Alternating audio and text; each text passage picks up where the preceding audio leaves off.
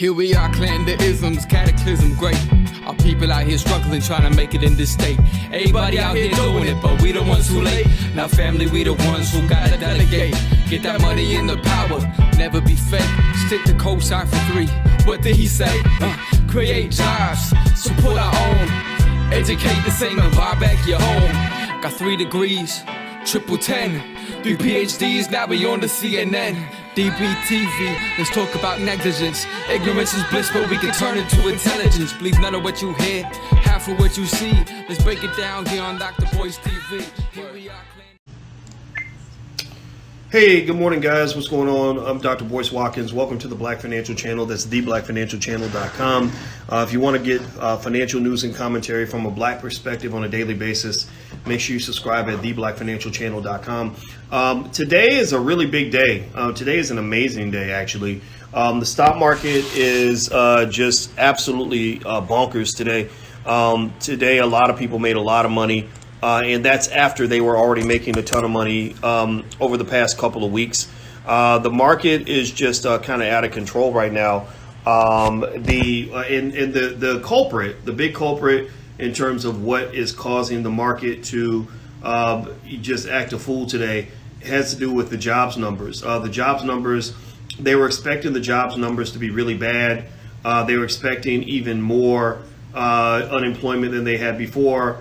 And instead of getting more unemployment, they got the opposite. They actually saw an increase in the number of jobs available and a massive drop in the unemployment rate. Now, for black people, the unemployment rate didn't change as much as it did for whites. And that goes back to the point I've been making to you guys from the very beginning, that black people have to be responsible or find a way to create jobs for black people. I'm not saying that white people don't owe you a job. I'm just saying that you can sit there and wait for them to deliver if you want to. But I don't trust other people to take care of my people. I trust our people to take care of our people. So anyway, what's up on Instagram? Hello on Instagram. My Instagram is The Real Boyce Watkins. If you haven't, follow me on Instagram, or you can also follow the Black Financial Channel on Instagram. That's a great place to get daily financial news and commentary. So let me sort of break this down for you real quick. I spent time this morning analyzing the data and looking at what was going on. I looked at my portfolio and I didn't believe it. I rolled over and I looked at Alicia and I said, okay, so here's where we were yesterday and here's where we are now. I don't understand how that happened. Like, we're not supposed to it's not supposed to grow that much in a day. And I said, well, what's the news? You know, news is the number one driver for stock market behavior. News and information. So I said, there's got to be some news and information behind this. And that's when I read the information about what's going on with the unemployment scenario. What appears to have been the case is that there's been a massive disconnect between what the economists thought was going on with businesses large and small, what they thought the employers were dealing with and going through and planning to do, versus what they were actually planning to do. For example, a lot of economists thought employers are going to start laying more people off, more devastation's coming, consumers aren't buying anything. And they're finding it's the opposite. Even in industries that they thought were just going to be dead for a while, like airlines, cruise ships, the cruise ship CEOs were coming in actually on CNBC. If you were reading the tea leaves, you might have seen a little bit of this coming. And they were saying, look, our bookings for next year are insane. I know that I had a cruise planned with Royal Caribbean for my honeymoon. We were going to get married in July, if you guys don't recall. We moved our date back to July of 2021. And with Royal Caribbean, they did exactly what I thought they were going to do. They weren't giving up our money. They weren't going to give us a refund. They said, we'll give you a 125% credit toward a future cruise. So our desire to take a cruise didn't diminish. We didn't decide, hey, we'll never cruise again. What we decided was we want to cruise when it's safe. So we took the credit, as did hundreds of thousands, if not millions of other people. So these companies weren't necessarily losing a lot of revenue. It was delayed revenue, right? So here's what's being stated here. And also, if you're in the masterclass, I'm going to actually do a special lecture on some of this sometime in the next few days. So if you're not in the masterclass, you can actually join at drboycemasterclass.com. This is where we break these things down. And there's a private blog where you can put in all your questions. I answer every single question in the private blog. So it's drboycemasterclass.com. So here's what CNBC is saying. They said non-farm payrolls rose by 2.5 million in May, and the unemployment rate fell to 13.3%. Now, 13.3% is an interesting number because that was about the black unemployment rate during the entire Obama presidency, right? So what white folks consider to be a crisis, we consider that to be, business as usual, right? And that's, and Eddie Cloud mentioned that, while white unemployment dropped a lot during all of this, black unemployment remained pretty flat. But I've told you guys from the beginning what I believe. I believe that black people, that we have to be the job creators in our community. I believe we need to start businesses. We need to train our children to make investments and to own assets. I don't believe, I'm sorry, if you think that white people are going to come save us, then I'm probably not your guy, because I don't believe that that's going to happen at all. And so here's what else is here. It says Wall Street estimates have been for a decline of 8.3 million. So they thought that they were going to lose another 8 million jobs, and instead they gained 2.5 million jobs. They're like, what the heck? Whoa. And they thought that that the amount of unemployment would be 19.5%, which would have been the worst since the Great Depression. Much of the gain came from those classified as temporary layoffs due to the coronavirus related economic shutdown. So what apparently appears to be happening is employers are bringing back the employees that they had to let go because the entire economy was grinded to a halt. What is also true is this. You live in a country where there are two Americas now. You have the Americas, the America that, that really, doubled down, tripled down on the coronavirus conversation and felt that the virus was going to kill everyone and that you shouldn't leave your house. You shouldn't do anything until Dr. Fauci or the Trump administration or the Democratic Party or your favorite politician says it's safe. Then you have the other half of the country that said, I'm not going to sit around and wait for the politicians to tell me what to do. I feel like it's safe. I don't feel like it's that bad. I'm going to go start living life. So, during the middle of all this, me and my family, I said to Alicia, I said, let's get out of here. This doom and gloom, this sadness, it's not fun for me. Let's go south. Let's just go, to Florida. We visited my parents. My parents are older, so we social distance, visit them. We sat on the porch, but they were sitting 10 feet away from us, which was awkward as hell. It was the weirdest thing in the world. And then we came down to Florida. And in Florida, I saw a whole different reality from what I saw in Illinois. In Florida, you would think that the corona thing never happened. The economy is active. Stores are open, people are living. You'll see restaurant workers with masks on. There are certain regulations in terms of how the opening is allowed to occur, right? Like everything isn't open the way that it was before, but a lot of things are open. People are living, the beaches are crowded, etc. And so that let me know that everybody doesn't see the same reality. And so what they're really saying here, the economists, in my opinion, is they're saying, whoa, there is consumer demand out here, which is the driving force in the economy. There are people ready to buy things. And when there are people ready to buy things, there are going to be businesses ready to sell things. And so leisure and hospitality represented almost half of the gains.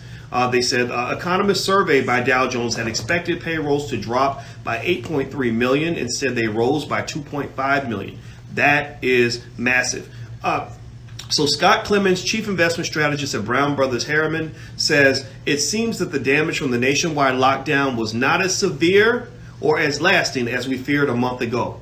Right now, I believe that we have pretty much, we should be celebrating, because I believe that we have completely regained everything that was lost market-wise during the corona scenario.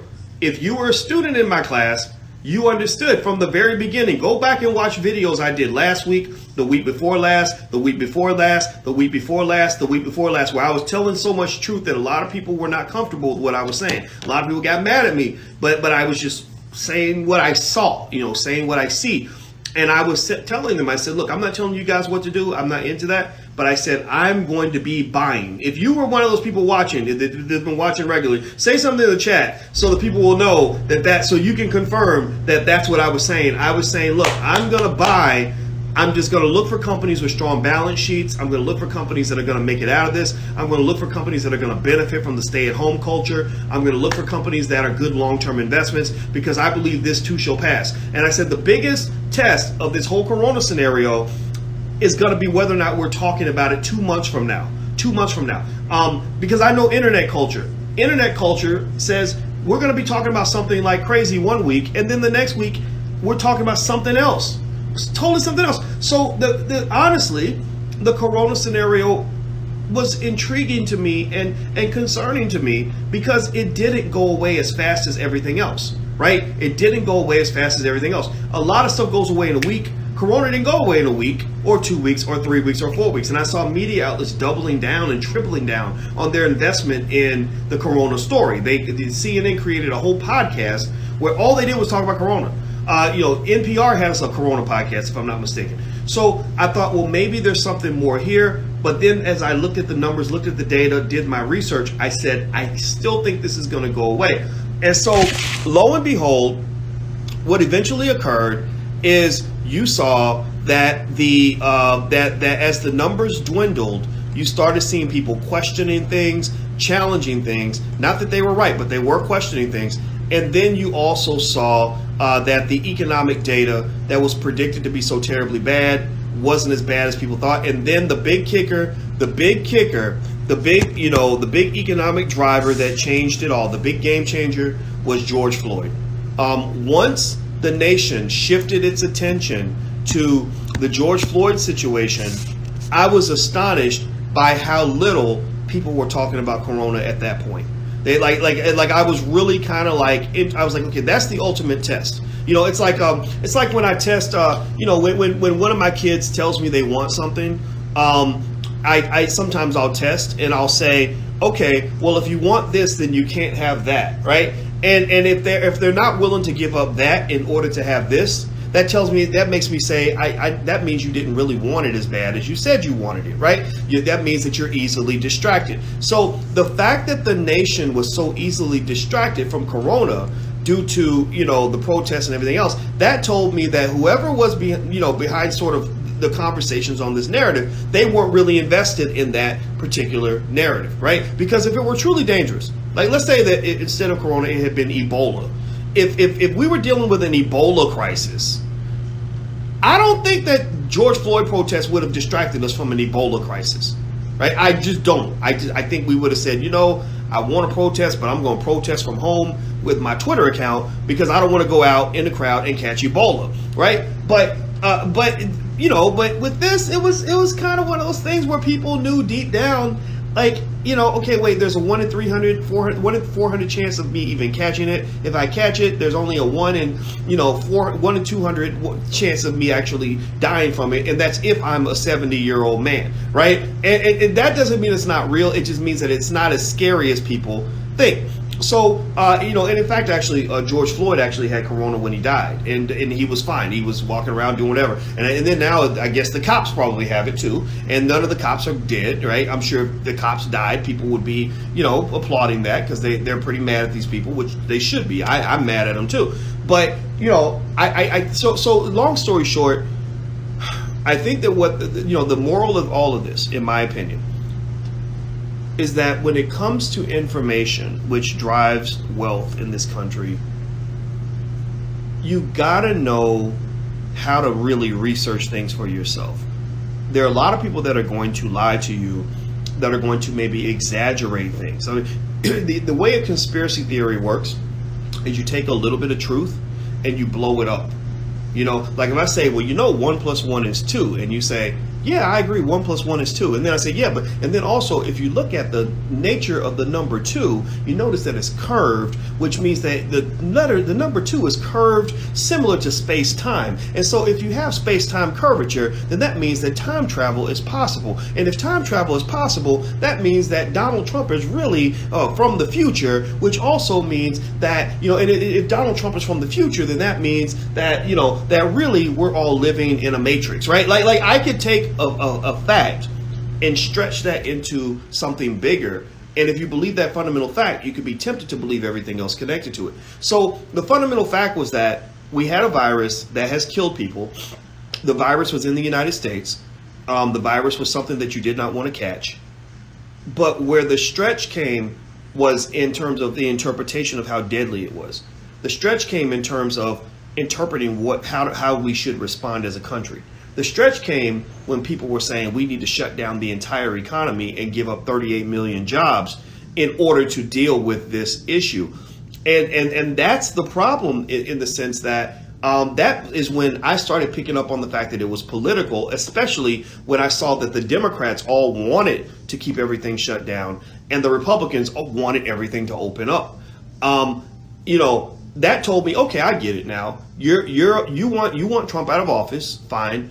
So you're taking away his strength. You want to take away his bragging point, which is the strength of the economy, which unfortunately, I think it might have backfired because now if you go to Twitter, Trump is bragging about how the stock market has just had an historic month. It's literally had arguably the best 30 to 60 days in American history. So he's still got something to brag about, right? Because, in this putting Trump to the side, and I'm talking about politics, this really is a lesson in terms of investing.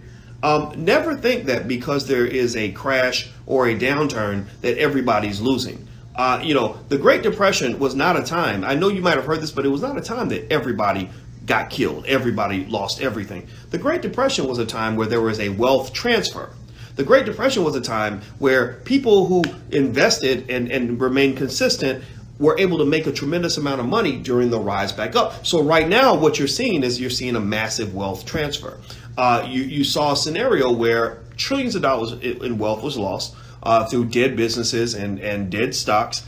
And as those stocks were sold, they were sold to people who had a longer term, more patient disposition on investing. I'm a long-term investor, and when you're thinking 10 years into the future, you're not thinking about what's going to happen next week. I said, I don't care what happens next week, to be honest with you. I'll talk about it, but I don't really care because I'm going to hold a lot of these stocks until the year 2030 or the year 2040. So when you're thinking that way, that means that even if you have a great dip, even if things go bad, you're likely going to have the recovery. What's interesting about this now, and I'm going to say it's beautiful because all y'all in here who are making money, I'm so happy for you. The beautiful thing about all of this is that the recovery occurred a lot faster than we thought. A lot of people thought we'd have to wait 6 months, maybe a year to reach back to old levels. The average bear market, the average drop, prolonged drop in the stock market lasts about 14 months. It takes usually about 14 months to get back to your old levels that you were at before the bear market happened. This took a couple of months. It's like there was a drastic drop because everybody really thought, for example, that 2 million people were going to die. And then when they realized it was only 100,000, that's when you started seeing the trickle back up. And then when people realized it wasn't nearly as bad as they thought, and the whole country was talking about something else, that's when you suddenly see everything go right back to where it was before. So at the end of the day, what I would say to you is, pay attention to the politics, right? It's fine. Some of these issues are important. They matter to all of us. But pay more attention to your family. Pay more attention to your future. Pay more attention to where you're going to be 10 years from now than worrying about where you're going to be 10 days from now. Okay. Because that's what smart people do. And that's why certain people can get ahead, because there is a tremendous amount of manipulation occurring in this country and in this world. Don't be one of the people being manipulated. If you're going to be manipulated, manipulate yourself. Seriously, if you're going to be driven to a certain direction, at least drive yourself. I'll respect a bad decision that you made more than I respect a mediocre decision that somebody else made. Okay. So last but not least, I'm going to get out of here. If you haven't learned to buy your first share of stock, you can learn for free at firstshareofstock.com. That's firstshareofstock.com. If you've already bought your first share of stock and you want to go deeper, we do a lot of great things in the masterclass. All the recordings are available. It's really, really good. Feel free to check it out. It's drboycemasterclass.com. That's drboycemasterclass.com. Make sure you subscribe, all that good stuff. And it was good talking to you guys. Have a great day, and I will see you soon. And if you're making money, then I applaud you. I'm happy for you. These are one of the good days. So just know the rain is coming. The bad days are coming, but today's a good day. So take some time and rejoice and enjoy that money. I'll see you guys soon. Take care. Love you guys. Peace.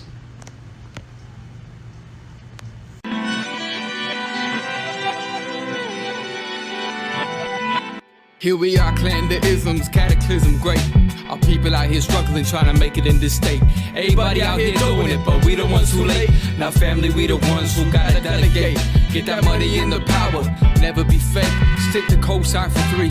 What did he say? Create jobs, support our own.